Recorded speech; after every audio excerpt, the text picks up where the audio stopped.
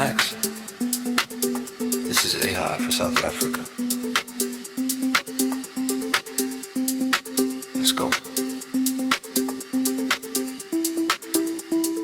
Hello and welcome to AI for South Africa. My name is Maxine, and today we're going to be covering how to introduce AI to your kids. So let me ask you something.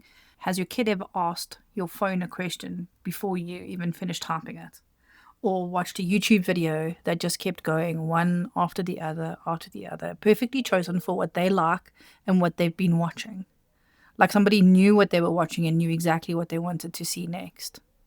That's AI already in your house right now. We didn't sit down with our kids and say, right, today we're introducing you to artificial intelligence. It just happened quietly in the background while we were making supper or helping with homework and just trying to get through the day. And I think a lot of us, myself included, have been waiting for the right moment to have the AI conversation with our kids. What I've realized is the moment's already passed. The conversation is already happening. We're just in it. Now, this is where it gets interesting because there's a big debate happening right now about what we should do about that. So Sweden and Norway have recently made headlines around how they're blocking AI access for children under a certain age and giving heavy restrictions for older kids. And look, I get it. I understand the instinct when something feels big and unfamiliar and you don't know how your kids are using it or how you could use it safely, and where it leads to, then it's better to just put up a wall. But here's what I keep coming back to, and I want you to sit with this for a second, right? Imagine a kid who, let's say, is 4 years old, okay, gets introduced to cricket, like the game cricket. He falls in love with it. He's playing it every afternoon. He's drawing cricket bats in school books. His speeches are about cricket. His favorite heroes are cricket players. He sometimes forgets to do his homework because he's out in the garden practicing his bowling. He's fully, completely obsessed with the game. And at some point, someone has to say to him, hey, listen here, Johnny, you got to do your homework first and then you can do cricket. But nobody bans cricket for all kids in the country because one kid is so obsessed with it. And I think that's exactly where we are with AI. The answer isn't just to shut the door. The answer is to teach them how to walk through it responsibly. And that's what I want to try and cover today. Let me start with something that stopped me in my tracks when I read it, right? Researchers have found that 2/3 of the world's children, that's 1.3 billion kids, don't have internet access at home. Okay, that's a lot. And for those who do, many of them are already using AI tools without any adults ever explaining it or giving supervision. That's not a global problem, that's a South African problem. We have kids in Soweto on a borrowed phone. We have kids in Stellenbosch on a brand new laptop. In both those cases, AI is already in the mix. The question is whether we're helping them understand it or whether we're leaving them to just figure it out. And here's what's happening when we're leaving them to figure it out. They find the laziest path, the copy-paste, handed in, no thinking. And that's not AI's fault. That's not the tech company's fault. That's just what happens when powerful tool lands in someone's hands with no context of how to use it well. It's like giving a kid a calculator before even understanding maths. Sure, they'll get the right answers, but they won't know why. So the goal isn't to protect your kid from AI. The goal is to help them use it in a way that makes them smarter, more curious, more capable, not less. I want to give you 3 things today that I genuinely think can make the difference. Okay? 1, banning doesn't prepare them. Balance does. Here's a practical reality. GPT, Gemini, Microsoft Copilot, these are not going anywhere. They're getting more capable, more embedded, and more present. By the time our kids are in the job market, AI fluency is going to be as expected as how to write an email or send a WhatsApp. If you're banning it at home or pretending it doesn't exist, you're not protecting them. You're putting them on the back foot. What can we do to use it together first? where the parent leads. The child watches, asks questions, participates on the side. The first interaction when you're in the room, when you're a part of the conversation, sets the template for the rest of the time. I know a lot of parents who are already naturally doing this. They'll be like, let's ask the GPT. They'll type the question that the kid wants, and that's perfect. You don't need a lesson plan. You can do this one while you're driving. One of our kids' friends in the class, their dad, made a really, really cool song about space using AI, and it was awesome. The kids loved it. They were obsessed. And something else that's worth knowing, that both GPT and Gemini have learning modes in their apps. So if you set up a device with your kid that your kid can use, you can set it to learning mode, which then filters the content, it adjusts the language, it keeps it more interactive. It doesn't just give them the answers, which is really great. It's not a perfect safety net, but it's there, and I think it's definitely worth exploring. To teach them the difference between using AI and being used by AI. This is the one I think about the most, because the risk isn't AI itself. The risk is autopilot or doing nothing. A kid who uses AI well asks the questions, pushes back, uses it to think harder, not to avoid thinking at all. A kid who gets used by AI just feeds it the prompt and copy pastes and put it into their homework. The difference is a habit. And we can build that habit early. There's a concept called cognitive offloading, basically outsourcing your thinking to something else. And AI is extraordinary at making that tempting because it's fast, it's confident, it sounds convincing. And if a child never learns to question it, they stop developing that very skill AI should be helping them with in the first place. So the habit I want to share is a practical one. You can try it this week. Is what I call before, during, and after. Before you use AI, engage your own brain first. Every 2 minutes, what do I really know about this? What am I trying to figure out? Then during, use AI as a question asker, not an answer giver. Instead of saying, write my essay about water cycle, try and be like, ask me questions about the water cycle so I can think it through. Completely different outcome. The AI becomes the tutor, not the ghostwriter. Then after, close it and write down what you actually learned in your own words. Make it yours. The first time you do this with your kid, it might feel slower than just getting the answer. But the second or third time, something shifts. They start to enjoy the conversation with AI. And that's when it stops being a shortcut and starts being a tool. So let's go through those ones again. Okay, so the before is engage in your own brain first. What do I already know about this? And what am I trying to figure out?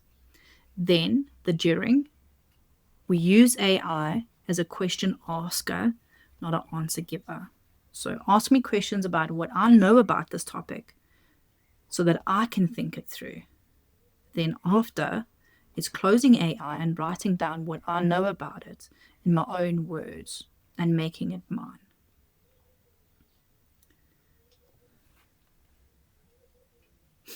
Again, this stops AI being used as a shortcut and starts being a tool for your kids.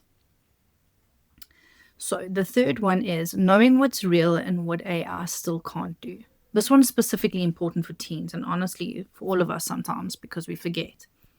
We live in a world now where photos can be fake and voice notes can be fake and videos can be fake, and it can be good enough to fool anybody. So one thing worth doing as a family, and we do this ourselves, is to look at AI generated content together and talk about the clues. AI images often have strange hands, extra fingers. The backgrounds are blurry in odd ways. If you train your kids to notice these little things and give them the superpower to understand what most adults don't, they're going to be ahead.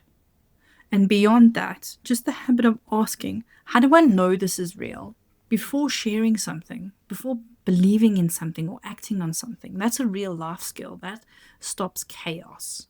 AI just makes it more urgent now. Let's look at 3 real user cases across 3 ages, because what this looks like for a 5-year-old versus what it looks like for an 11-year-old and a 16-year-old is very different. So younger kids, age 4 to 7, it's the curious conversation. The age of this group it's all about wonder. They're not ready for lessons on machine learning and stuff. Maybe you could ask them, you make a AI song and chat about it. See what they say. Is it a real person? Do you think it's a machine?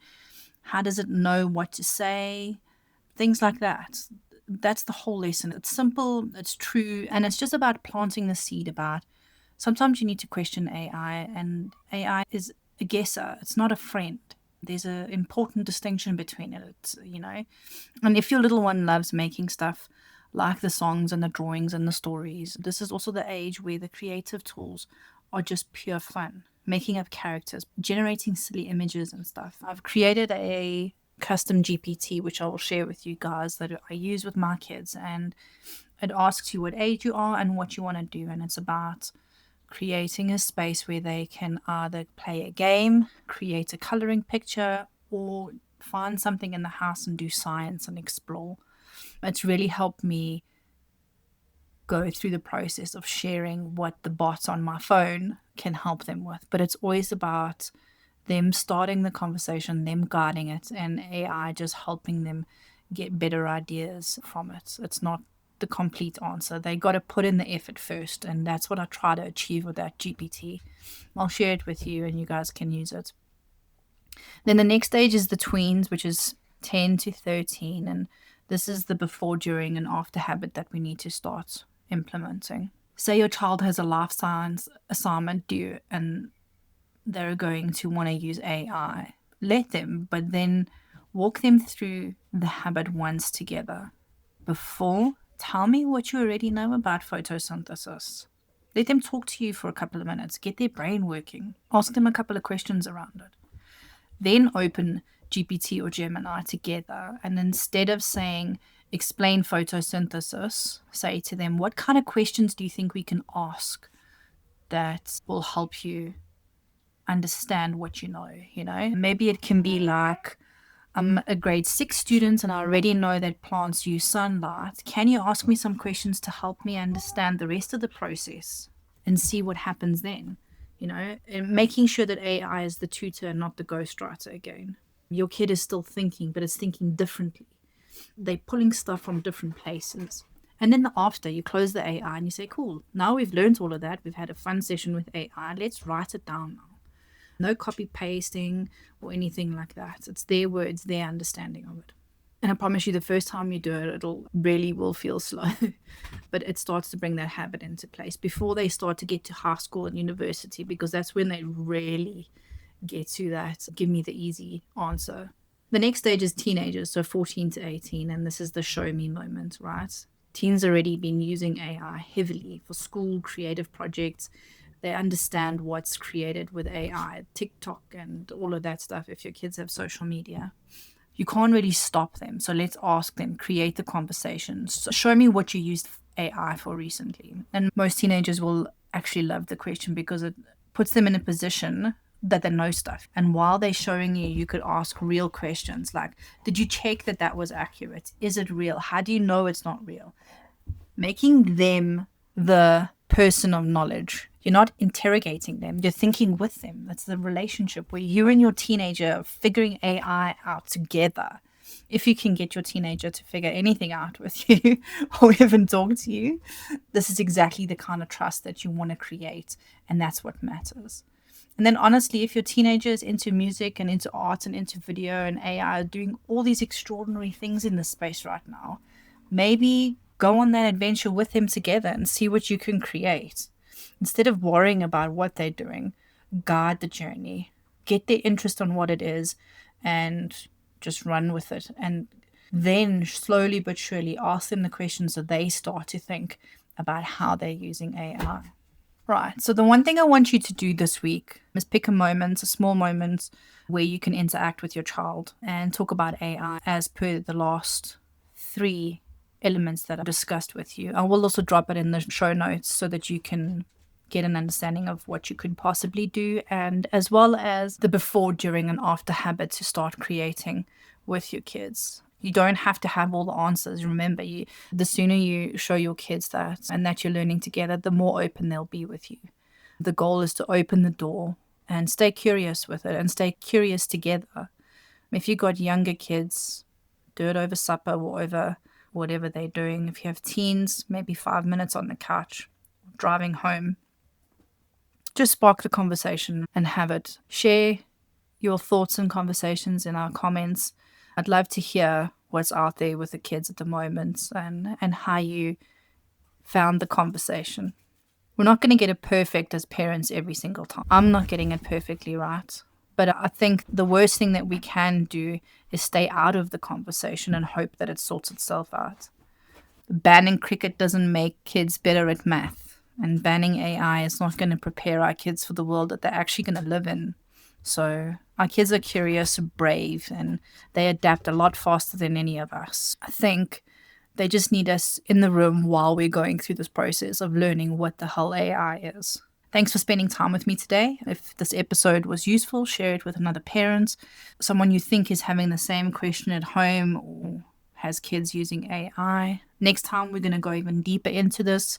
We have an interview coming up with a teacher who is doing some amazing things with kids and AI, who is also a parent. And then we're also diving into some tools and elements for teachers, but also for caregivers at home on how we can use these tools to help our kids learn. Until then, this is AI for South Africa, and I am Maxine. Let's go.